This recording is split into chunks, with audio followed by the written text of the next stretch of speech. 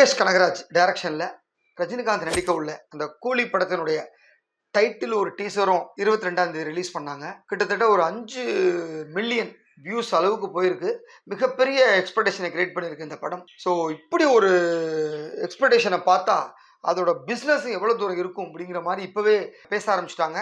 அதோட முக்கியமான ஒரு செய்தி இந்த படத்துல ரஜினியோட சம்பளம் 260 கோடி ரூபாயா. கிட்டத்தட்ட நமக்கே தலை சுத்துது. 73 வயசுக்கு ஒரு 4 மாசத்துல ஒரு மனுஷனால 260 கோடி ரூபாய் சம்பாதிக்க முடியும் அப்படின்னா இந்தியாலே இந்த 1 and 1 சூப்பர் ஸ்டார் ரஜினிகாந்த் மட்டும்தான். அந்த அளவுக்கு அவரும் அவருடைய படங்களும் இன்னைக்கு மார்க்கெட்ல நம்பர் 1 இருக்கு, ஜெயிக்கிற குதிரையா இருக்கு. என்ன அப்படின்னா லாஸ்டா அவர் நடிச்ச ஜெயிலர் படம் ஒரு 800 கோடி ரூபாய் பிசினஸ் பண்ணி கொடுத்துருக்கு. அது சன் பிக்சர்ஸ் தான் தயாரிச்சாங்க அந்த படத்தை. ஸோ அதற்கு அடுத்து லால் சலாம் அப்படிங்கிற ஒரு சின்ன படத்துல ஒரு கெஸ்ட் ரோல்ல நடிச்சாரு. அவங்க பொண்ணு டைரக்ட் பண்ணாங்க.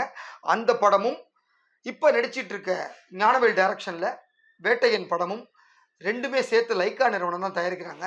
அந்த ரெண்டுக்குமா சேர்த்து ஒரு 220 கோடி ரூபாய் பட்ஜெட் பேசியிருந்தாங்க ரஜினிக்கு. அதாவது அப்படின்னா 170 + ஒரு 50 அது மாதிரி பேசி 220 கோடி ரூபாய் சேலரி அப்படின்னு பேசி ரெண்டுமா போயிட்டு இருக்கு.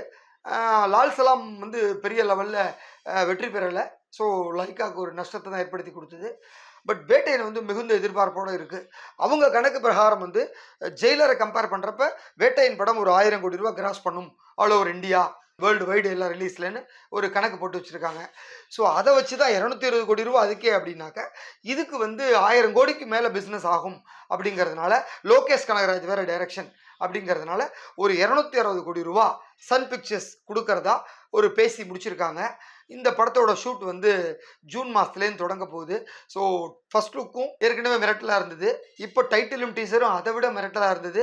அதுவும் அனிருத்தோட பேக்ரவுண்ட் ஸ்கோர் அமேசிங்காக இருந்தது. பயங்கரமாக ஒரு ஹைப்போட கிரியேட் பண்ணியிருக்க அந்த டீசர்.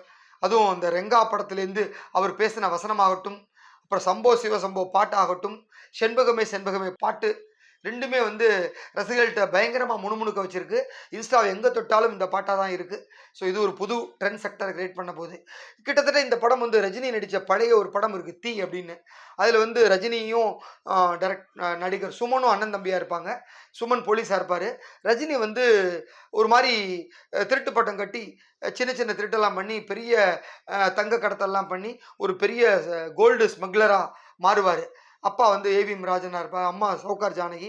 இது ஒரு பயங்கரமான சூப்பர் ஹிட்டான படம். அது அந்த மாதிரி ஒரு ஷேடில் தான் இருக்குது ரஜினியோட ஸ்டோரி பார்க்குறப்ப.